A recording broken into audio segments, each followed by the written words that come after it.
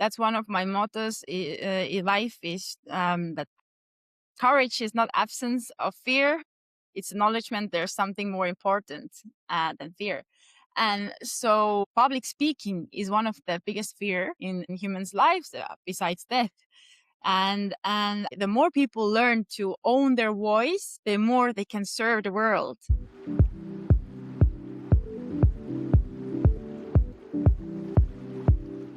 Hey, everybody. Welcome to my show. My name is Tiffany, and this is Unveiling Journeys. Man, I have a great guest for you today. You know what? I want to tell you just a smidge about myself. I love people. I love hanging out with people. I love meeting new people and hearing their stories. I love hearing what businesses people are running and things they've invented. And what ends up happening is I'm like, can I hang out with you? Can I get like half hour of your time? And we put each other on the calendar. And then when I hang out with them, I'm like, wow, you are so cool. Can I tell people about you? But also, are there more people like you that you could introduce me to? Because I want to know more people, right? And then sometimes I find myself, and a lot of times I find myself thinking, I know people that you need to know. Can I introduce them to you as a connector, as a networker? And now I attend local networking or Zoom networking meetings so that way I can meet more people. And I guess that's how I've been given the title super connector. But more importantly, if you guys are like, I don't ask anyone those questions, you can just say, hey, this has been a fun meeting. Who do you know that you think I should know? You can like ask for a referral. It's acceptable. I promise you that it's cool to do. And then you'd be surprised how many people are willing to share the amazing people that are in the world. And my world seems to be business owners. And those are the people I hang out with the most because they're making an impact, influencing other people and helping everybody thrive in this space of like entrepreneur land. And man, oh man, I have a great guest for you today. So with that, I want to welcome Marlen. We met through, of course, the power of networking. We are in a fantastic networking group with Devin Sizemore, who I highly recommend. And we were like, hey, I like you. I like your people. Let's hang out together. And here we are now, months and months and months later, after many meetings, hanging out on the show. So welcome, Marlen. Do me a favor. Tell everybody a little bit about you and what you're up to right now. Hello. I'm a podcast guesting strategist, and my focus is simple to turn interviews into real clients and partnerships. Um, I'm running right now a mastermind on school called the Podcast Conversion Lab, Ooh. where we break down what's working, what's not, and how to fix it. And I'm also running bi-monthly free masterclasses on that topic. And I'm going to be a contributing author to a book called Today's Inspired Leader this month. That's incredible. I can't believe it. You're going to be an author on there. Now, I did just join your school group, so I'm pretty excited about not only being in the group, but being a part of sharing some of the tips and tricks and resources and whatnot to be able to help people that want to be on a podcast or hosting a podcast make a bigger impact. Because when you first told me that people are showing up on shows and then nothing really comes of it, that hurts my heart because I don't want, I even tell people, hey, the show that you're on with me, I'm going to post it in a bunch of places and I'm going to chop it up and I'm going to repost it and then I'm going to post it over time because I don't want it to be like, well, you were on a show once and it went and got put on a shelf somewhere and nobody saw it ever again. It didn't make an impact for you. So I think I understand how much I knew that that needed to happen, but I didn't realize other people didn't know that. And the fact that you're teaching that is incredible because if you just show up, but you don't have a good freebie or a good hook or a close or a landing page to send somebody to at the end of the show, it's like, why did you do that? You need a better strategy and you need someone in your corner like Marlen to be able to show you what to do to make a bigger impact for any show that you appear on, which is why I was like, yes, let's be friends deeper. Tell me more. How can I help you? And then come on my show so that way I can tell everybody, go watch this episode first and then come on my show. So that way people could be more prepared to even be a guest on my show, which is great. Um, what else are you digging into? So authoring in a part of a book that's phenomenal.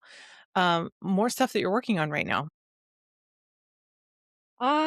I am very focused on building my client pipeline. I just transformed myself last year from invisible operator to visible speaker.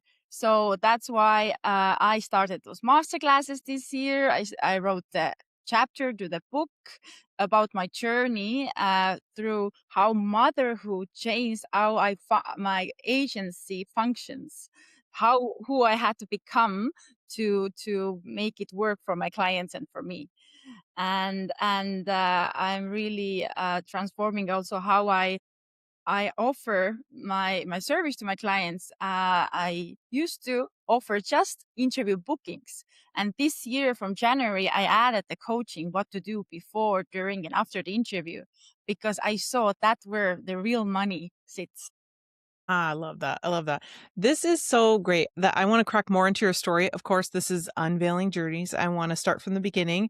And I know you're not from the States. So I want to hear from where are you from? And like, what did you go to school for? Like, what was your first jobs like? And we'll start to paint this picture of your whole story to unveil it. Yes, I've had quite international path. So I was born in Sweden. I grew up in Estonia, so I'm culturally like Estonian. My father though is from Finland. And then so I lived 20 years in Estonia though, and I studied political science, and I did international studies in Turkey, one of the best political science universities in Turkey. That's where I learned my English actually, and was able to really understand the international world, because I also were specialized in international relations in my undergraduate. And then where I actually found my way to marketing communications, my master's degree was still political science, but with specialization of political marketing and communications. And I did my second years of master's degree in one of the best universities in France. So there I also got very international perspective. And while I was also volunteering in House of Europe in France, I got to practice it, the international relations and politics. And then I really started working on marketing online where I lived in Spain. I also had my first like full-time office job in a research lab of one of the biggest Australian universities, who has a center, a hub in Europe.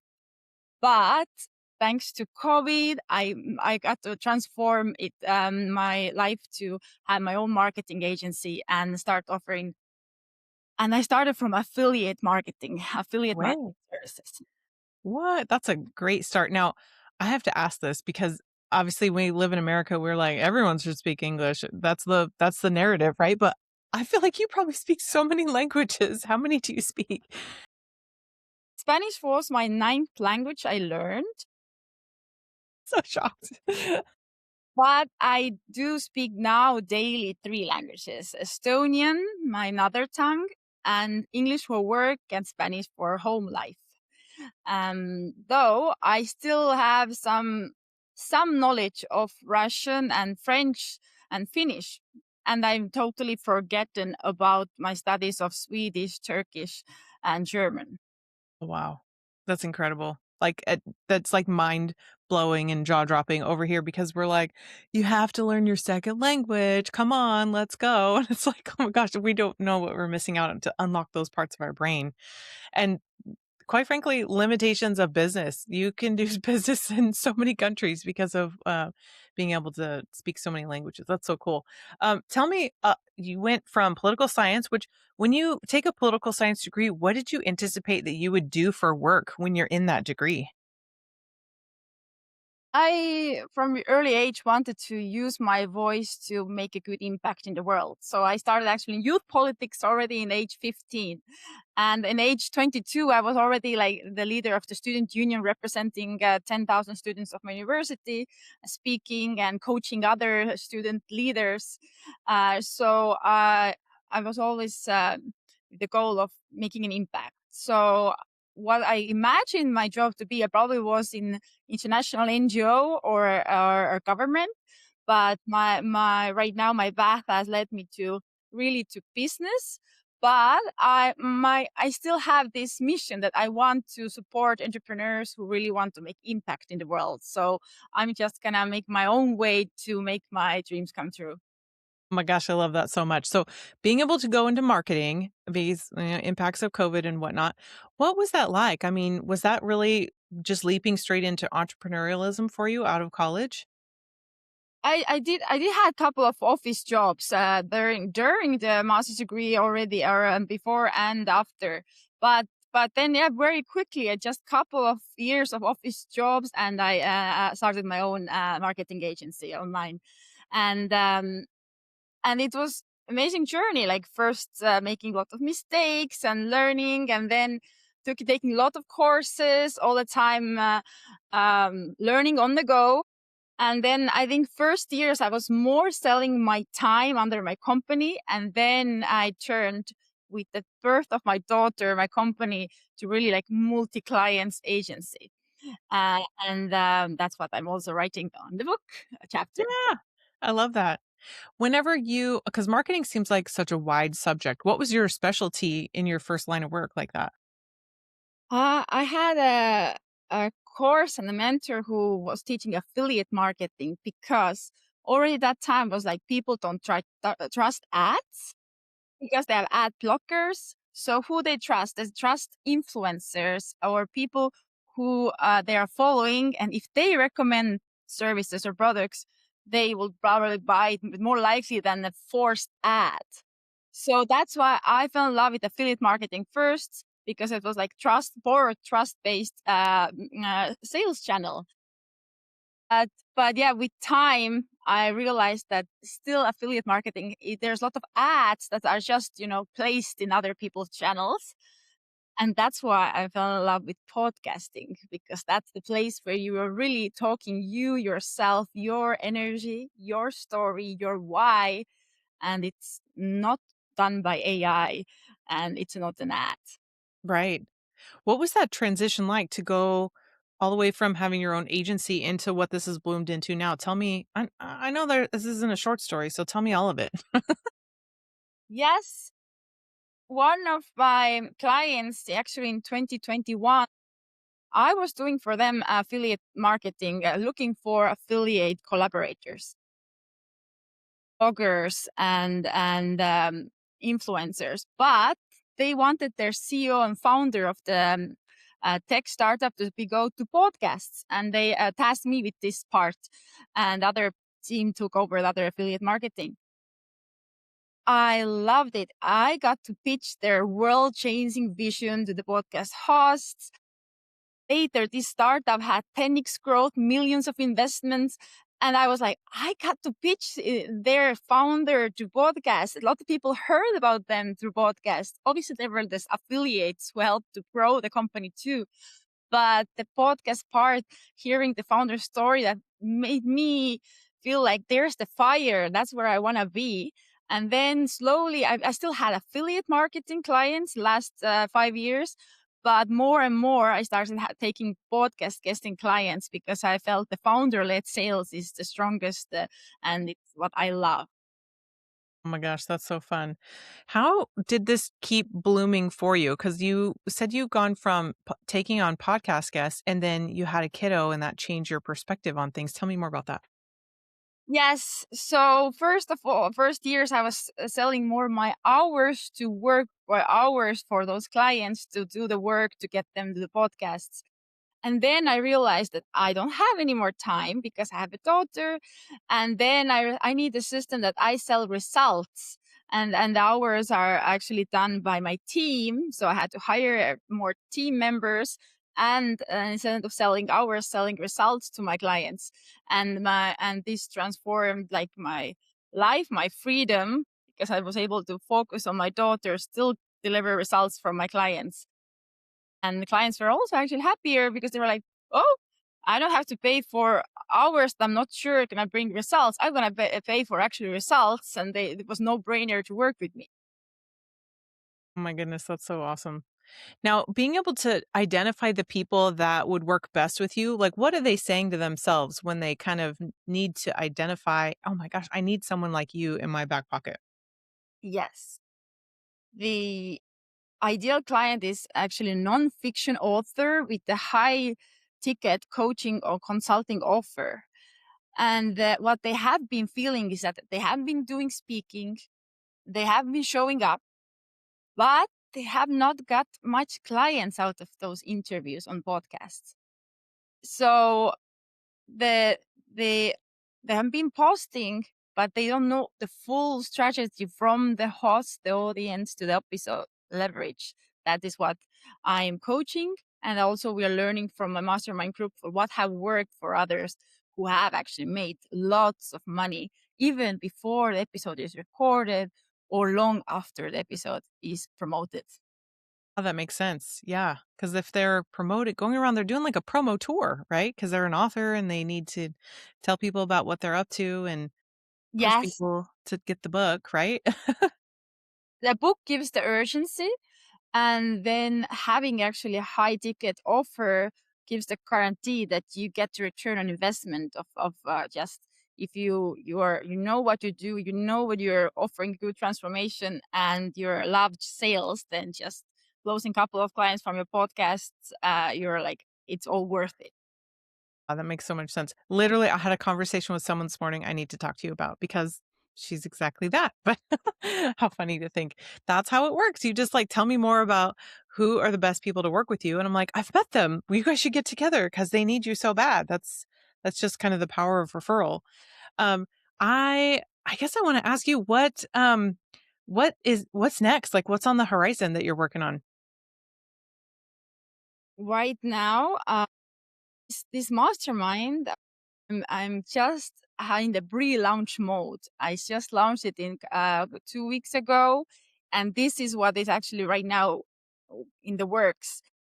I'm having their partners who are speaker trainers, sales trainers, marketers coming in to support all those parts that my podcast guests need. You know what to do with your even partnerships, networking strategists who teach you how to actually engage with hosts. Then marketers helping how to have a website and lead magnet ready to convert. Sales strategists who help how to convert those leads to sales. All of those partners are also in my mastermind community. Right now, I'm gathering them, and my past clients and prospective clients and friends who have been doing podcast guesting. So we can meet on calls, and we can share written our experiences and learn from each other. Oh, that's so cool. This is a lot of work. Like you have lots of extensive homework that you have to do and you're collecting it. And by the way, Marlen is like phenomenally efficient. Like she sends me referrals for really cool authors that probably should be on my show. And then she has this organizational system. So the fact that I just joined her school group, I'm pretty excited about that. And you guys should too. It'll probably be in the show notes so that you can do that. But like a lot of this is hard work and just like so much stuff that you have to do constantly. Why do you keep doing this? Why do you keep showing up? Why do you keep caring? Yes, part of it is that I've always felt that I need to speak up to lead by example. So I'm always been loving doing things that I'm scared of. That's one of my mottos in life is that courage is not absence of fear. It's acknowledgement there's something more important than fear. And so public speaking is one of the biggest fear in humans' lives besides death. And I the more people learn to own their voice, the more they can serve the world. So I want to like empower people to go more on podcasts, learn to position themselves and communicate in a way that they actually create the tension that people who feel that the only thing that relieves the tension is their next step, their lead magnet or sale. And it's whole psychology of speaking, psychology of sales, and it's so fascinating for me. I'm like working and learning all the time, and learning from my partners who are speaker trainers, who are sales experts on, and all I learn I coach to my clients all the time. I have new things to coach because I take new learnings from my partners, and I feel like we're work where you all the time learn yourself, that keeps me going. I am getting better myself every day, and that's I go to bed and I want to work. And not midnight, I have ideas how to improve my business, how to help clients. I wake up happy to have interview with Tiffany. Oh, I love that. I love that. Let me ask, at this point, people are thinking, wait, I fit that bucket, or I want to know you more. How can I be involved? What is your favorite way for people to come find you? I have a very active LinkedIn where I have also LinkedIn newsletter that's called Podcast Leverage, Interview Leverage Method. And so my LinkedIn is my name, Marlen Kakkori. So this is best place probably to find me. But I also have a website, marlenmarketing.agency. And now in school, you can find the podcast conversion lab and you can join there too. Oh, that's perfect. I love it. Well, oh my gosh, this went by so fast. I want to ask you what should we like wrap up the show with? I'm sure you have so much wisdom and knowledge and all this stuff, but we'll pick just like a couple of your favorite nuggets or like wisdom pieces that we can leave everybody with before we end. Yes. My favorite nuggets, leveraging the host as not just a host, but a business owner who you can do way more collaboration beyond this one episode. Then secondly, um, don't try to be interesting on podcasts. The, that's a mistake because you don't need to be interesting. You need to break false beliefs and create tension. So the only thing that relieves the tension is people to take next step with you. And the third is using the episode as a lead capture long after the episode has aired and the first promotion is done. Always evergreen on your website as a lead capture. That makes the whole difference. That does. Man, those are such good tips. So this can be a nugget for everybody to hear. This has been so wonderful. I'm so grateful that despite time zone differences, we could make this happen because I know we're like, it's early for me, it's late for you. So we figure it out. Um, Thank you for your time. Thank you for your wisdom you've been able to share with everybody. I highly encourage you to go follow both of us on LinkedIn. You're going to follow and join Marlen's school group and then her newsletter she's got going on LinkedIn. And if you're an author, of course, you're on there already. If you aren't, what are you missing out on? It's free to just go and promote yourself on there and go check it out. So that way she can give you some guidance to be able to make sure your episodes that you're appearing on are not going to waste. You're getting the best bang for your buck in that. And she's going to be your key person to do that. But everybody else that's listening, thank you so much for your time. I'm so appreciative of you coming in and watching. And thank you for coming today. And I look forward to seeing you guys maybe in future episodes. And in the meantime, go have a great day. Bye, everyone.